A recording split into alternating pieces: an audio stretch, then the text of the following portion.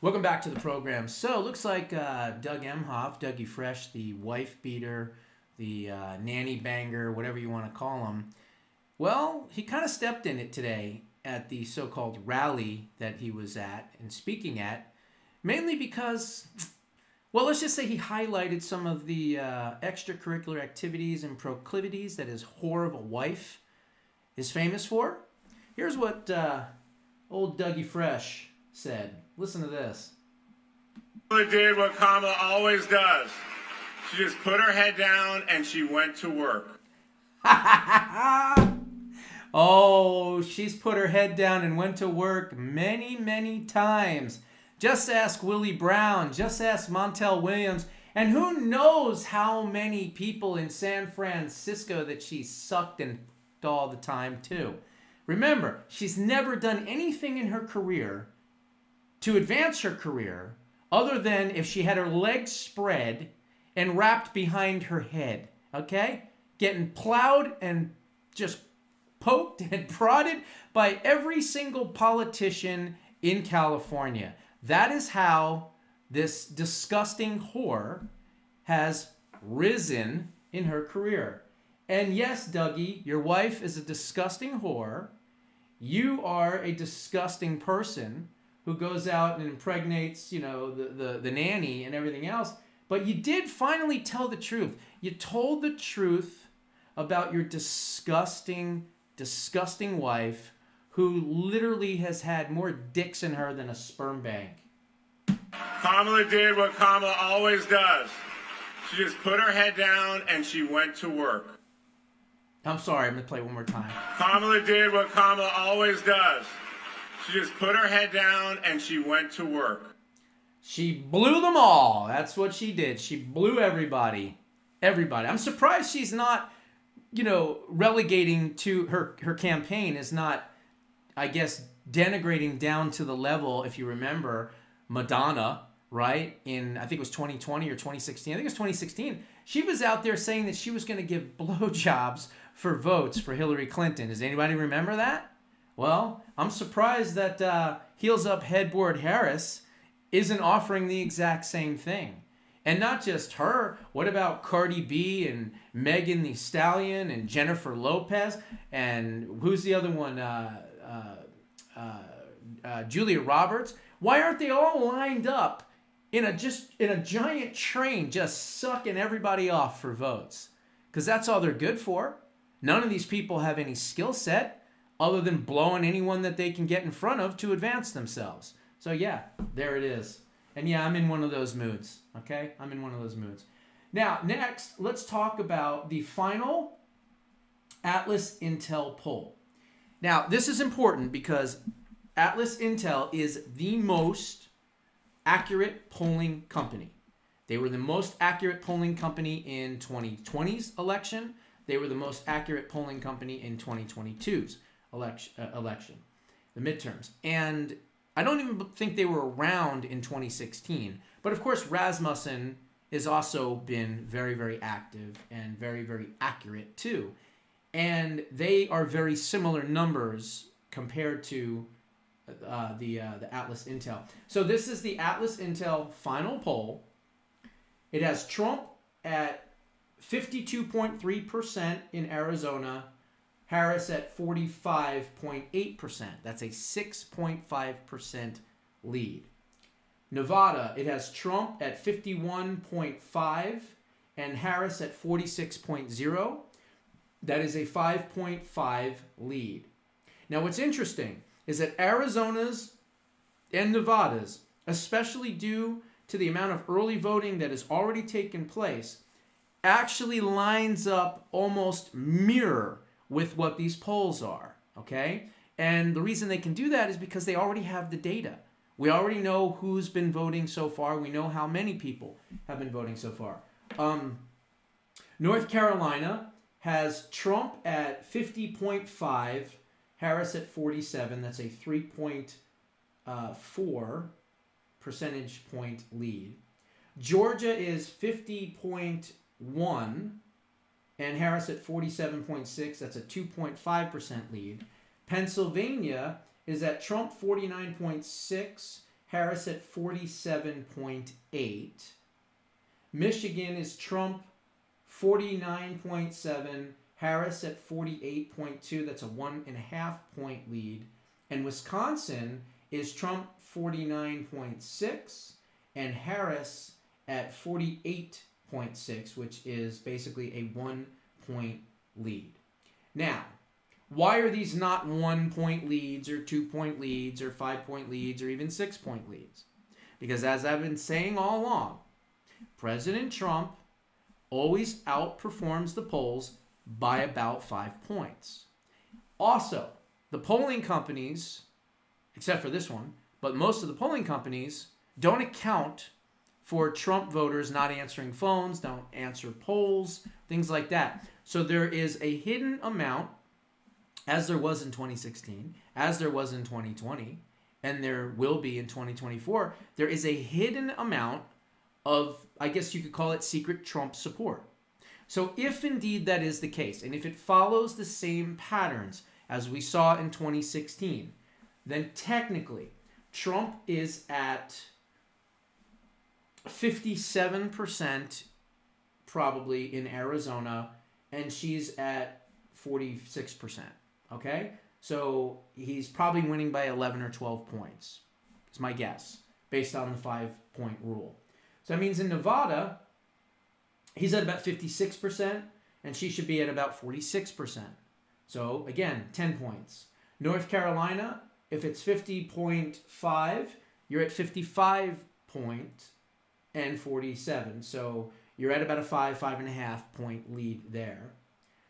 Let's see, what else do we got here? Georgia is also 50.1 to 47. So I would say that you could go to 55-47 in Georgia.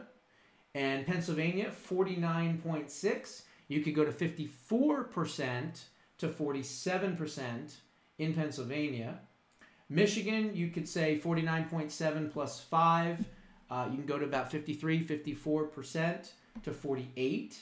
And Wisconsin, the same thing. So, assuming that the 5 point spread that is hidden for President Trump in every election that he's ever taken place in, then yes, he should be in a situation on election night with a comfortable lead. Now, once again, I am not going to make predictions after 2020, okay?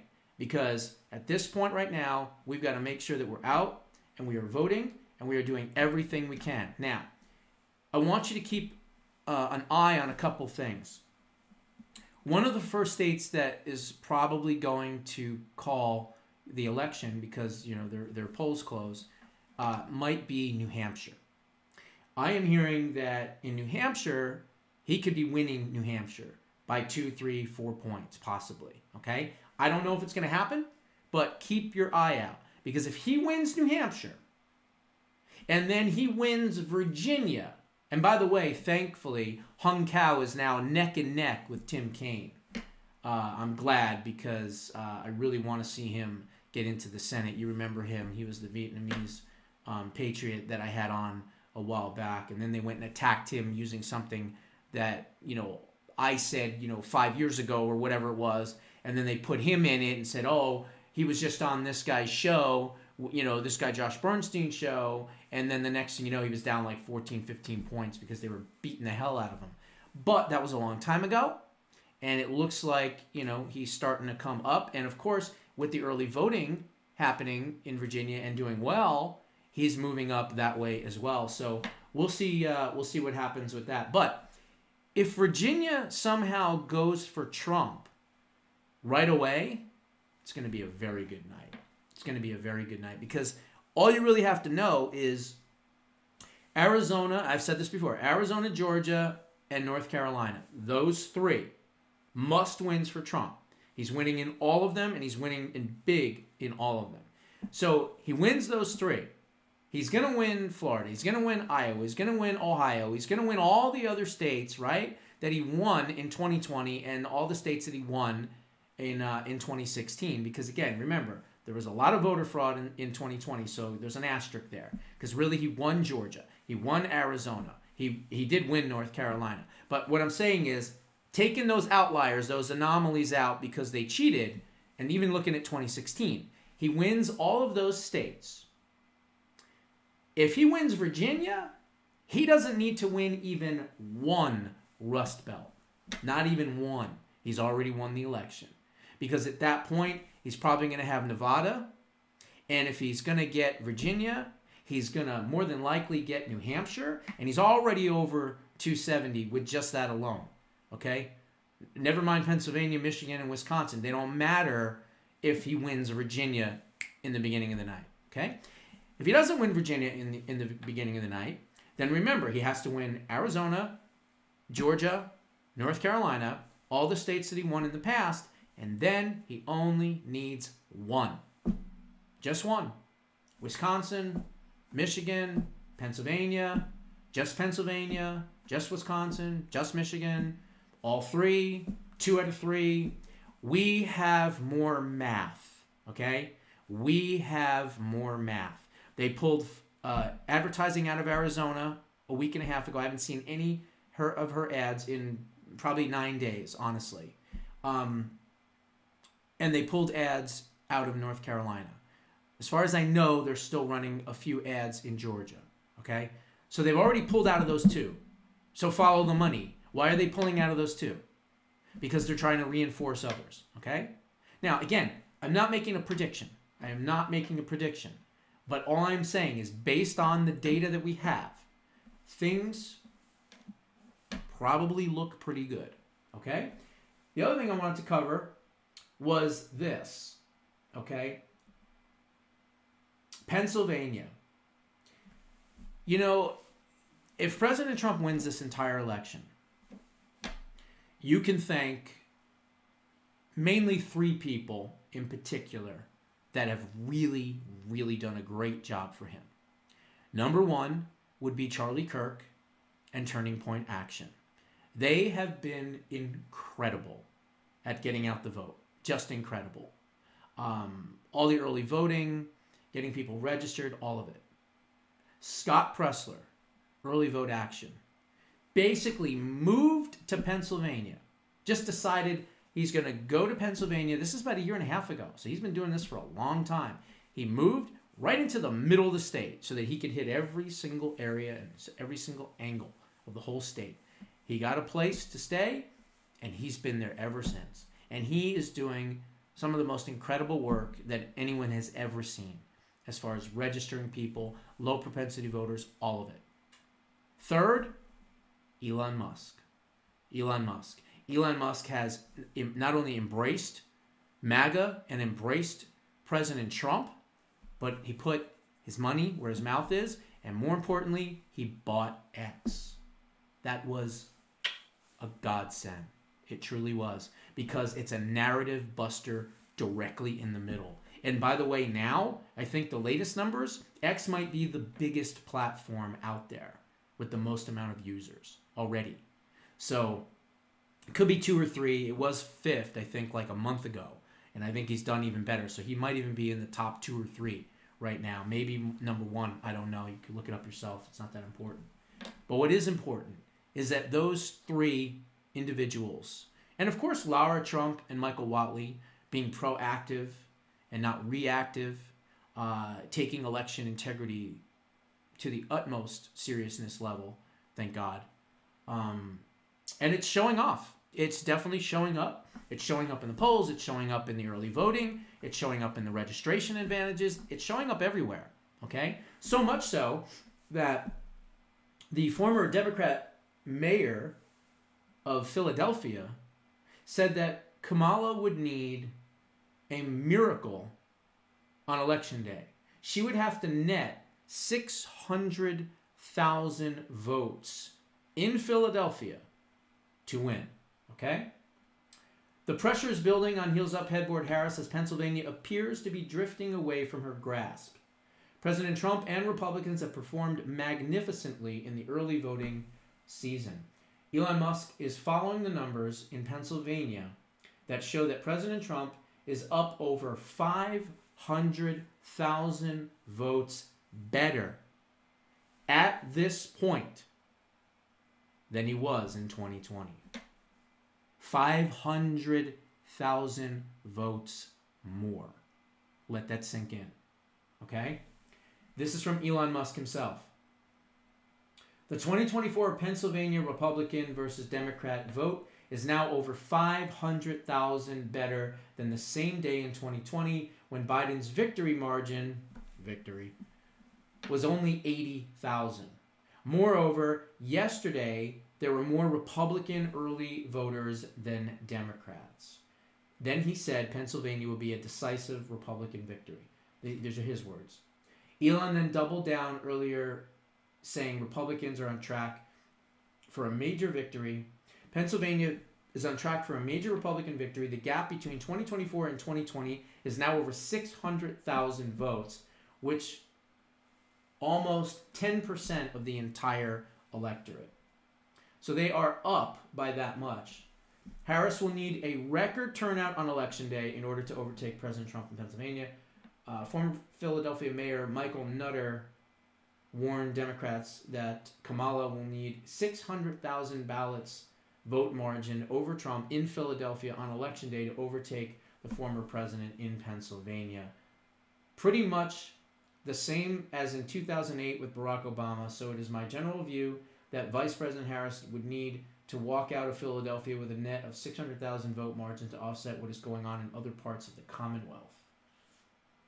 For the record, after all the votes were tallied in Philadelphia in 2020, after days of closed-door vote counting, cheating, dropping off of fake ballots, all of that, Biden managed to win Philadelphia by 470,000 votes.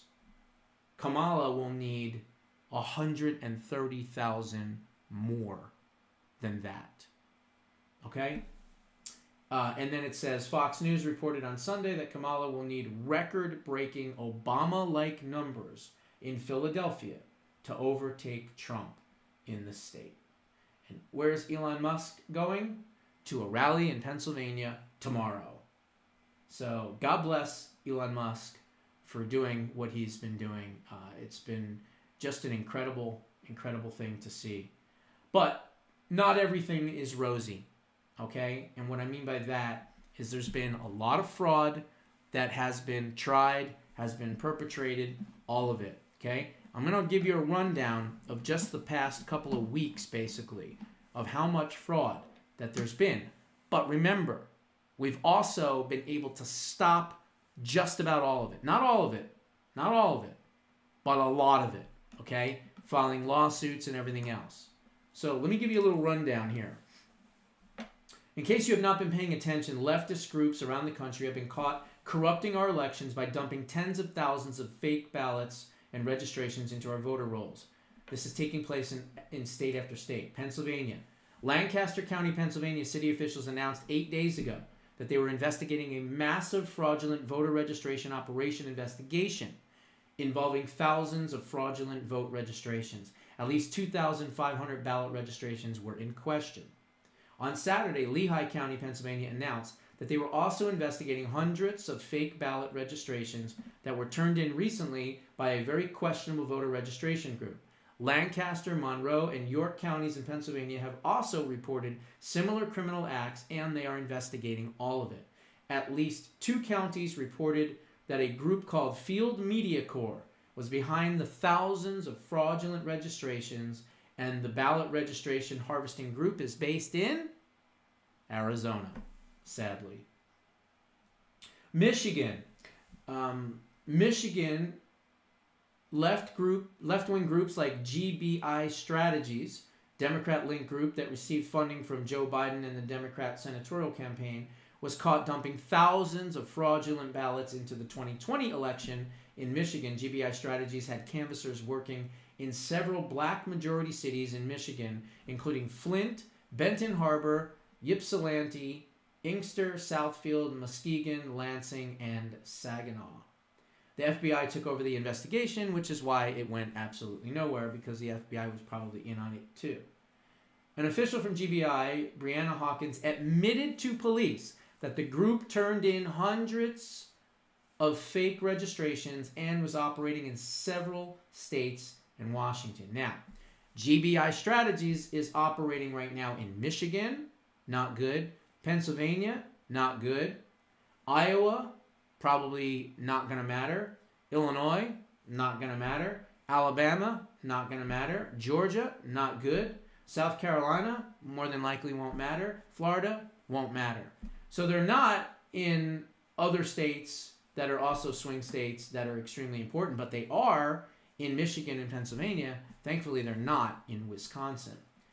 Ohio, there's no problem in Ohio, but in August of 2024, the Hamilton County, Ohio Board of Elections turned over several suspicious voter registration applications to the Ohio Secretary of State's Public Integrity Division. According to Hamilton County and their Board of Election members, the voter registrations in question were recently turned in by the self-described progressive voter registration organization Black Fork Strategies, Inc. Hamilton County Director of Elections Sherry Poland held up a large stack of voter registrations during a local meeting about an inch thick to show how many fake registrations one canvasser from Black Fork Strategies turned in with all that appeared to have the same handwriting. The investigation was turned over to the Secretary of State. Arizona.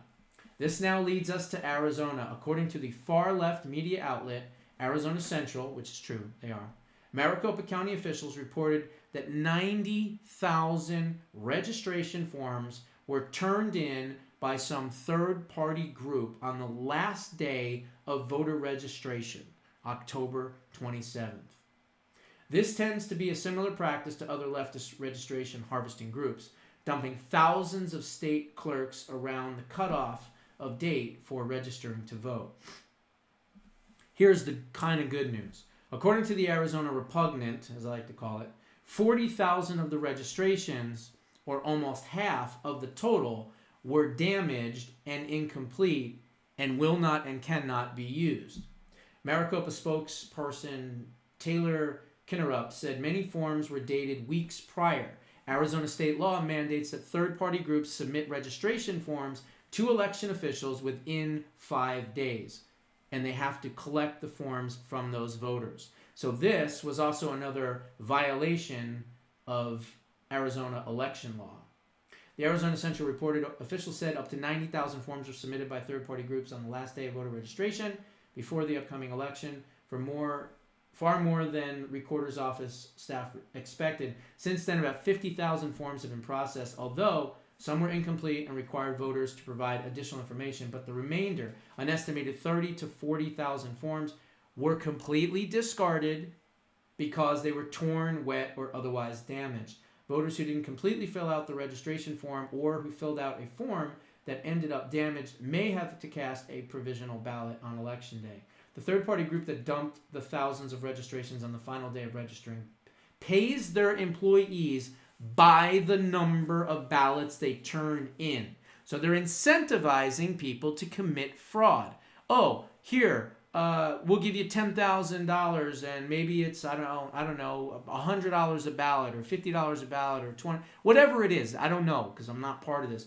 But let's just say it's $100 a ballot. You put in 10, well, there you go. There's $1,000. So whether that $1,000 you get is legit, obviously it doesn't matter because you're getting paid on how many ballots that you can put in there. So they don't care. So they handwrite them themselves, or they come up with a new name, or they look through the obituary section. That's what these sick bastards do. And they just fill it in and they throw it in there. But thankfully, that has been stopped. There's a lawsuit that has been filed, and there's been an additional lawsuit in Georgia that was filed early this morning as well to stop all those fake votes that they were putting in. So what am I telling you? Well, I'm telling you that if we can control the voter fraud, I don't see a reason why he wouldn't win. But that's the question. That's the one scenario. That's the one, part of the equation that we just don't know the answer to. We just don't know the answer to. So because we don't know the answer to, what's the best thing to do? Vote. Vote, vote, vote, vote, vote, vote, vote.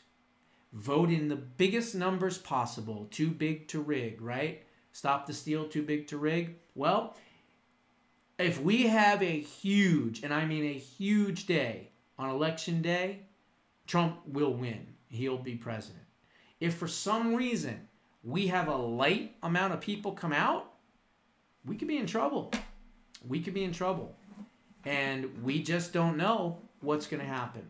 I'm cautiously optimistic because I think a lot of what we're seeing is really positive. It's all positive. It's a trajectory, if you will, for President Trump. She's such an empty suit. She's got nothing to offer. She can't even speak. She can't even talk. They hate walls. I mean, there's a lot there. Inflation's high. I mean, I don't have to go through all of it with you. You know. So I'm cautiously optimistic that the people have suffered enough. There's been enough pain. There's been enough discomfort. There's been enough agony, depression, stress, whatever. I know we've all suffered from it.